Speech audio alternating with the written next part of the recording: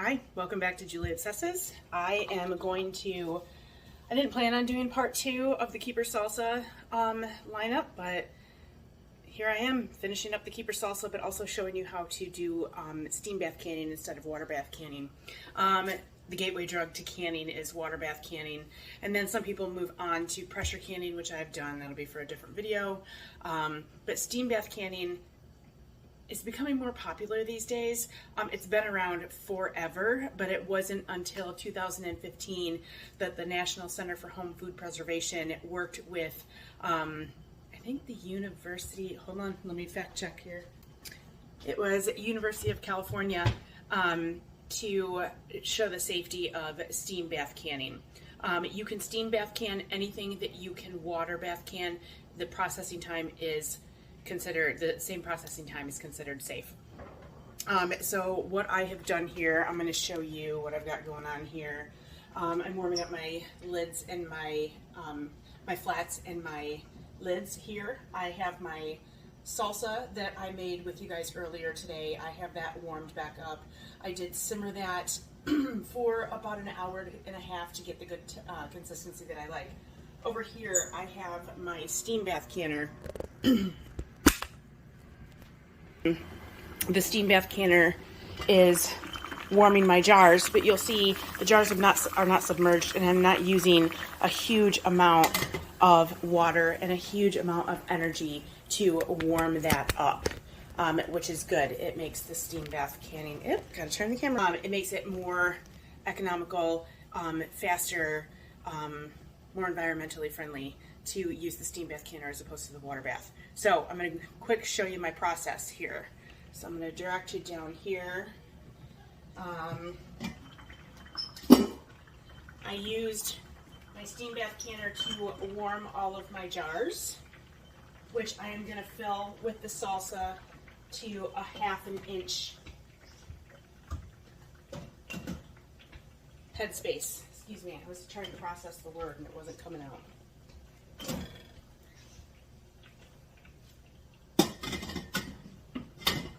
Put the lid back on so that I keep my steam canner warm, and then on a towel on my kitchen counter I'm going to quickly fill all of my jars. Like I said, again, to a 1/2 inch headspace. This recipe usually makes 6 pints.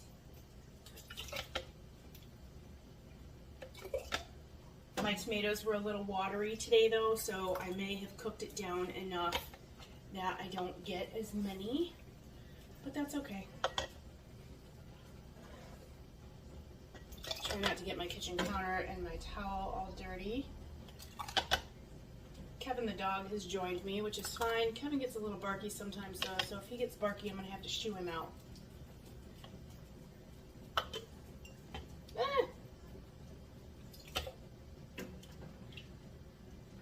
It's looking like I'm going to get just about the 6 pints I was looking for.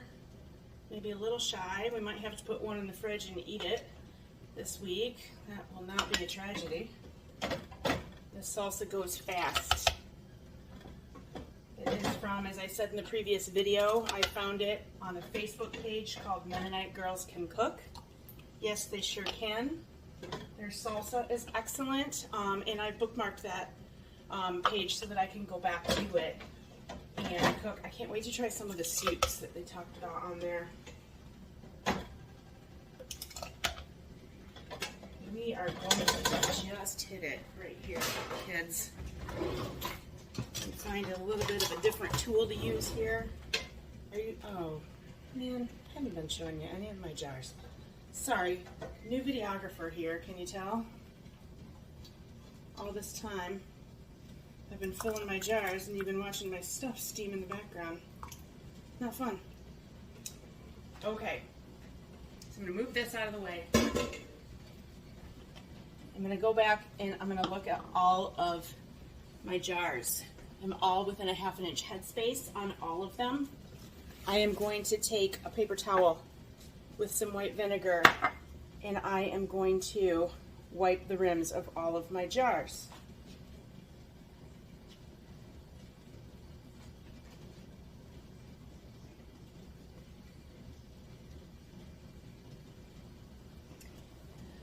then I'm going to take my kitchen tongs and I am going to place my warmed lids,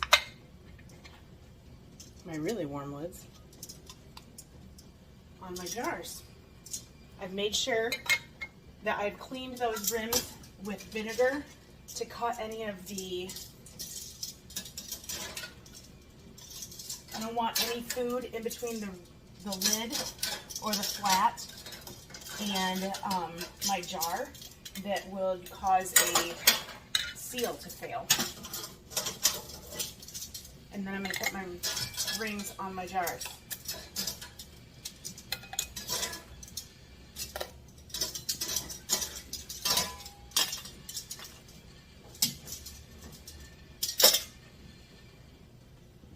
Okay, now this is really important.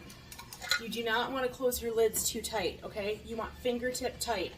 I am going to screw on my jars and I am going to just, that's as tight as my fingertips can turn it. You don't want to put any wrist action into it. You don't want to crank those lids down. That could cause a false seal. It could cause your lids to buckle and a waste of the food that you spent so much time making. Okay. Then I'm going to use my jar lifter, if I can find it. Does anybody see my jar lifter? There it is. I'm going to use my jar lifter to place my jars in the steam canner. 6 jars, just as the recipe said it would make. I'm using hot jars, hot salsa, to put into a hot canner. Everything has to start out hot or you're going to have jar failure, seal failure. The lid goes back on. Okay, then I'm going to show you guys the top of the steam canner and how I'm going to step on a stool to show you that because I'm short. So, according to the manufacturer directions, I am in zone 1. So I need that red arrow, get my hand out of the way, that red arrow to be in the green safety zone. Not until it is in that green safety zone and stays there can I start the timing on my, my processing time. So of course it went down because I took the lid off my steam canner. So I'm just going to wait for that to go back up and then I am going timing for my salsa. The directions for the keeper salsa recipe is to water bath or steam bath for 20 minutes. So after that 20 minutes is up, I'm going to let those jars sit in the canner for 5 minutes and then I will remove them and listen to all the jars singing. I'll be back with that in just a moment, okay? Okay kids, I'm back. I have gotten rid of the glasses because I could see my light ring glare in them and it was distracting me. So the salsa has processed for 20 minutes. I have turned the heat off and let it sit in the processor for 5 minutes. In the meantime, I went and got some kitty litter. I opened up a cocktail because it's time to sit down and relax. And now we are going to take our jars out of the canner. Steam bath canning, I can't talk more about how happy I am with it since I've started using it. This is my 2nd year doing it. There's so much less processing time. There's so much less energy wasted in the amount of water that you have to put in your water bath canner. You have to fill that thing to cover the over 2 inches over the tops of your jars. And then it just takes so much less gas or electric, depending on what type of stove you have, to heat up all of that water. So I'm just really happy with the process. And I should add, I am a safe canner. I follow all sorts of groups so that I can learn different things, but I am a Ball Blue Book canner. I am a National Center for Home Food Preservation canner. I do believe you should follow the rules. I don't want you to die of botulism because I've told you something wrong. So please know, if I'm showing you a recipe, I know that it's a safe and tested recipe. So that being said, the keeper salsa recipe is amazing. Carnivore husband tasted it and said, No other salsa recipes need to be made. This is the one from now on, the keeper salsa recipe. So I hope you make it and enjoy. I'm gonna pull my jars out right now. Always aim away from you. Steam is dangerous, folks. Already the jars are starting to sing. I don't know if you can hear them or not. The lids are popping and sealing.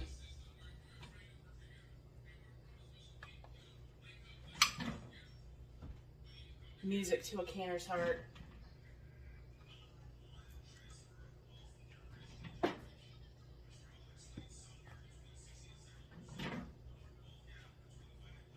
I can see my jars bubbling inside, which is great.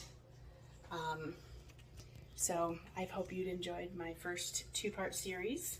And if you have any questions or comments, please comment below. I'll be anxiously awaiting because I'm new, and it'd be exciting to get comments. Talk to you later. Bye.